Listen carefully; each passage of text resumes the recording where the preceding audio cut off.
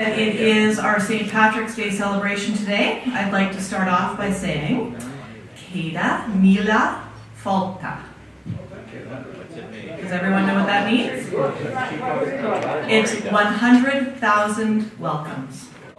President Ali, fellow Rotarians, honored guests. My role is to introduce our guests and visiting Rotarians. But quickly first, I'd just like to mention how impressed I am with how many people go in this period of St. Patrick's Day. You know, it's that time of the year where you go deep into your closet for that tie, puke green tie that you never wear. So first of all, what I'm going to do is introduce our guests, and then I'm going to, when I introduce you, please stand and stay standing until we can give you a proper applause at the end and welcome you.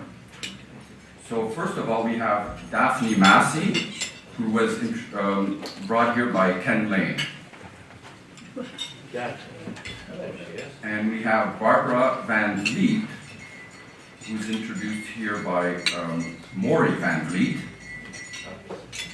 We have Art Fogarty, no relation to John, but, and is it Pat Fogarty? Oh, okay. Sorry about that. Introduced by Steve Wallace. I'm going to have to pay for that, most likely.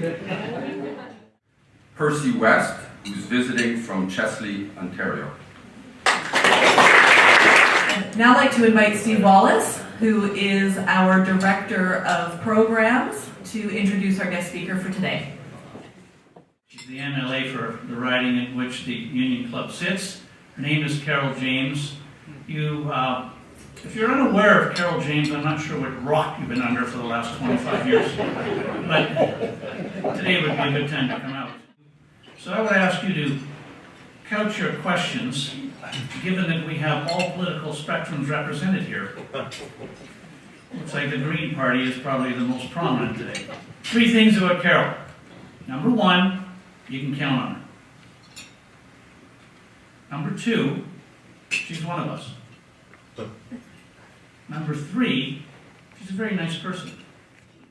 Thank you so much for the opportunity to be here, and first off to say a huge thank you to all of you for the work you do and the contributions you make, not simply in our community, and I've had the good fortune to grow up in this community, so I know there's a long list of things I could point to that Rotary has done here in our community, but also overseas, and the work that you do overseas. So a huge thank you to all of you for the contributions that you make to all of us. As Steve said, he's asked me to talk a little bit about my life as an MLA, so I thought I'd take just a few minutes to give you an idea of why I got into politics, because I think people sometimes think about images of the kind of people that get into politics, and I always describe myself as not a politician's politician. I grew up in a household with my grandparents. My mom was a single parent until she remarried when I was 13. And we grew up with my grandparents, and for me, that really showed the strong importance of family. The challenges that my mom would have had with 2 kids if we hadn't had my grandparents there. I was very fortunate. I, like lots of kids in my school, got to come home for lunch even though my mom was working because my grandparents were there. So I really saw the value of family and the support and the difference that that makes. Politics was not a natural path for me. I always joke because my parents put me into theater lessons through Bastion Theatre in Victoria when I was 12 because I was so painfully shy that they didn't think I'd ever be able to get up and speak in front of people. So beware if you're ever looking at theatre lessons for grandchildren or children where they might end up. Kids, I was a stay-at-home mom. We then had foster kids. I bought my grandparents' house and raised my kids in the same house that I grew up in. Again, just a stone's throw from here. And I got involved because my kids were in education. And it was a time when education was being cut back on. So I ran for school board and was involved in school board here at Greater Victoria for 11 years, and as Steve had mentioned, was involved in the BC School Trustees Association as well as president. When I first ran in provincial politics in 2001, and some of you, if you cast your mind back to that time period, will remember that it wasn't the strongest time for New Democrats. I lost that election by 22 votes. So if anybody ever tells you that your vote doesn't matter, I can tell you every vote counts. So it gave me the opportunity to move north in this province. I had lived in Victoria most of my life.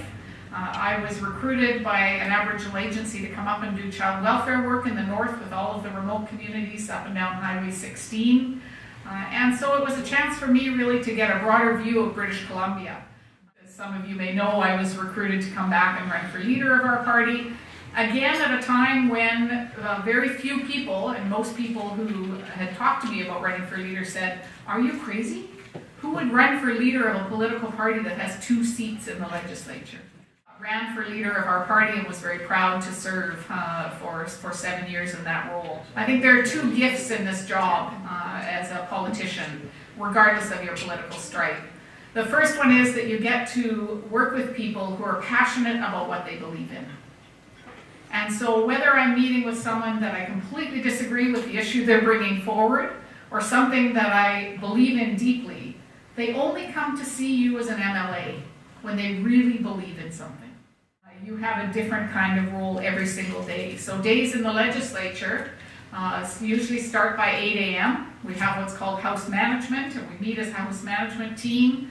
We plan the day, we determine what we're going to look at in question period, what kind of issues have come up in the media. Your day then goes on through the legislative schedule.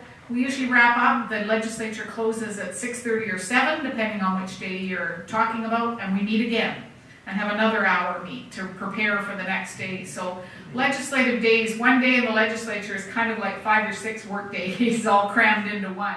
So you'll have people coming to your office who are passionate about a project or an organization or a business and want to talk to you about what they're doing and see if you can provide some support to them or perhaps help them through the system. You will get people who simply want to come and photocopy something in the office. People may not know that MLA's offices offer photocopy supports or faxes or sending messages, or people who don't have a phone can come to your MLA office and they can provide you that support. Because I cover downtown, I also get a lot of people who are homeless.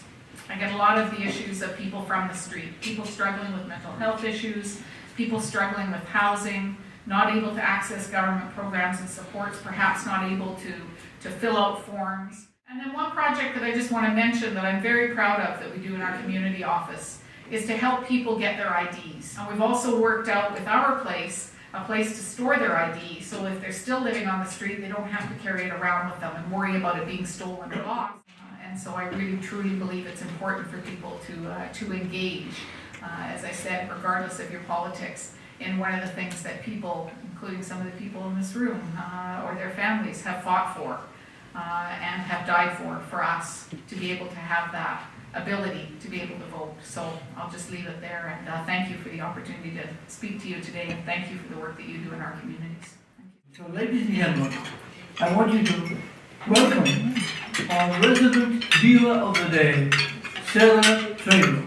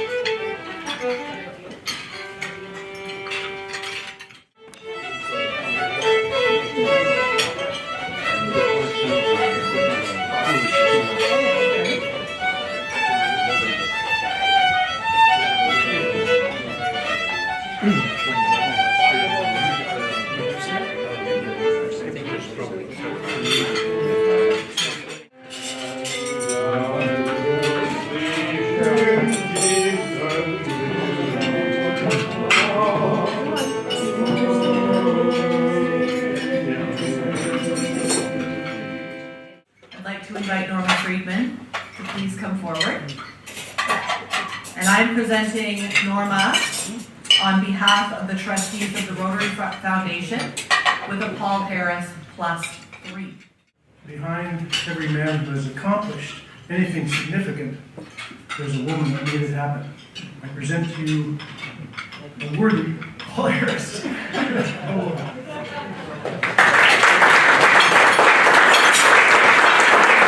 I have a limerick for today. In case you are in need of some aid, Rotary will make sure that it's made.